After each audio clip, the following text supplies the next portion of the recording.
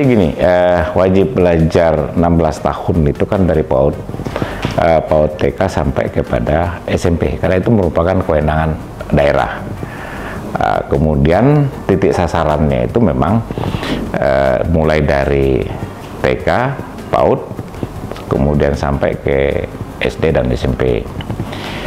Nah, itu titik tekannya memang peningkatan mutu. Kemudian wajib belajar Malino Maju ini kan merupakan program inovasi beliau, inovasi Pak Bupati. Untuk Dinas Pendidikan itu sangat dipertajamkan lagi. Ada pengembangan inovasi dari tahun-tahun sebelumnya. Tadi kan sudah dijelaskan bahwa sebelumnya ada program wajib belajar 16 tahun. Kita tahu bahwa itu adalah merupakan rekomendasi dari Undang-Undang 1945 pasal 30 kalau tidak salah, di sana bahwa seluruh warga masyarakat wajib mengikuti pendidikan dan pemerintah membiayai itu. Nah, sehingga rekomendasi kita pada tahun-tahun sebelumnya itu adalah semua kita harus sekolah. Kita harus semua sekolah, dan kita bagi Bapak Ibu yang anaknya yang sudah punya usia produktif untuk sekolah, ayo kita sekolah. Nah, tetapi di masa Pak Bupati ini, dia mempertajamkan dengan program inovasinya adalah wajib belajar Malino Maju. Artinya kalau kita mau maju, tidak ada kata lain, kata kuncinya harus belajar gitu. Dan belajar itu harus dikecap dari pendidikan. Dan ini tidak hanya dibatasi dengan usia yang 16 tahun, justru di wajib belajar Malino Maju ini mencakup seluruh elemen masyarakat, mulai dari usia produktif maupun pada usia non produktif. Nah, sehingga ada berumusan kita pada tahun ini untuk yang non produktif, usianya 20 tahun, 22 ke atas itu kita wajibkan ikut mengikuti pendidikan. Nah, sehingga di bidang saya itu adalah PNF, pendidikan non formal. Kalau di wajib belajar 16 tahun, kita lebih banyak berbicara tentang pendidikan yang formal.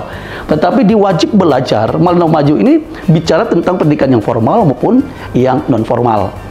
Ada 16 item perlengkapan siswa yang didanai oleh pemerintah daerah melalui program wajib belajar Malino Maju.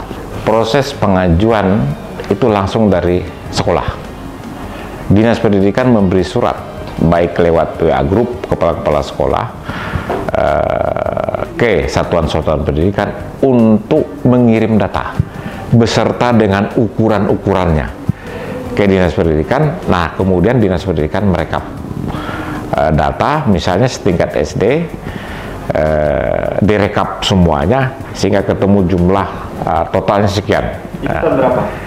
Tahun 2021. Nah, sedangkan baju dibagi tahun? Di akhir 2022.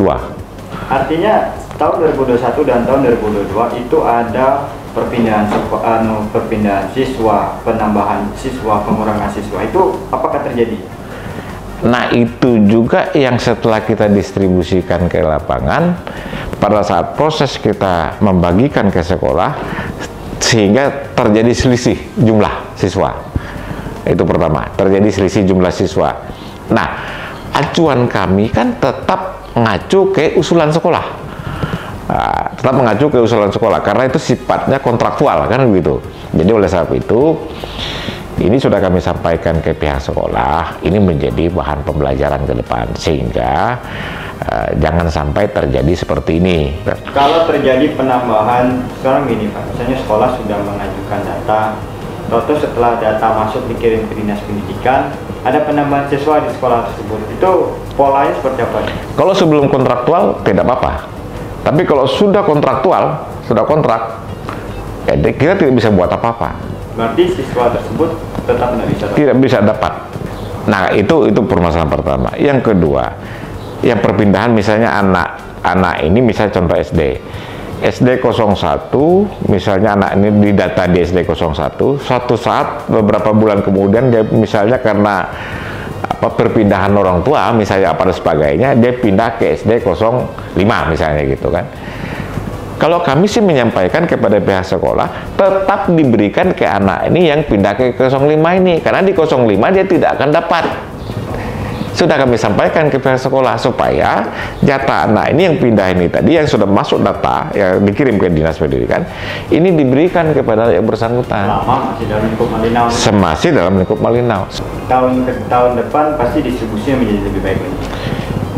Saya yakin akan lebih baik lagi. Apa yang menyebabkan Bapak atau Dinas Pendidikan yakin bahwa distribusi perlengkapan sekolah ini di tahun selanjutnya itu akan lebih baik? Pertama, kami sudah komunikasi dengan Aset untuk standarisasi. Karena kuncinya di situ. Karena tidak mungkin kita bikin penganggaran distribusi itu tidak sesuai dengan standarisasi.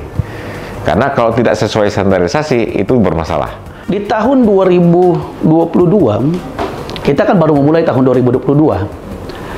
Angka jumlah penerima itu yang menerima itu ada 3.354. Begitu adanya program pengadaan untuk siswa ini, maka begitu kita melakukan pendataan di tahun 2023, justru itu melonjak. Yang dari 3.354 menjadi 4.100. Artinya bahwa dengan program-program inovasi ini memberikan dampak yang positif dan menggairahkan bagi masyarakat gitu. Sangat menggairahkan sekali kepada masyarakat. Bupati ini sangat memperhatikan masyarakat kita. Karena program wajib belajar Malinau Maju tidak itu pasti menghilangkan kesenjangan. Tidak ada yang kaya, tidak ada yang miskin. Kalau tadi kita sudah bicara tentang formal, kalau kita sekarang bicara tentang non formal ini, kami sudah melakukan pendataan kepada masyarakat berapa yang putus sekolah. Dengan programnya wajib belajar Malinau Maju ini, PKBM pun sekarang itu tidak boleh mandiri. Itu dibiayai oleh pemerintah daerah. Dari dulu-dulu, baru di zamannya Pak, ini saya merinding dulu nih. Baru di zamannya Pak WMP ini, PKBM itu paket itu dibiayai oleh pemerintah. Baik yang kalau dia yang apalagi namanya yang paket ini kan yang usia produktif sampai usia 21 itu kan dibiayai oleh BOP. Nah, di atas itu kan mandiri. Nah, justru yang tidak terakomodir di BOP ini, itulah yang dibiayai oleh dana Bosda kita. Nah, kalau di kita itu programnya dana bantuan operasional sekolah daerah. Nah, semua ini kita sudah mendata berapa jumlah yang kalau tidak salah sekitar 1 miliar lebih yang terakomodir tahun ini. Bukan cuma siswanya saja, tetapi termasuk tutornya. Gurunya satu PKBM itu kita siapkan 5, kita biaya per bulan mereka. Ya, pesan kami dari Dinas Pendidikan dengan program wajib belajar Malinau Maju ini,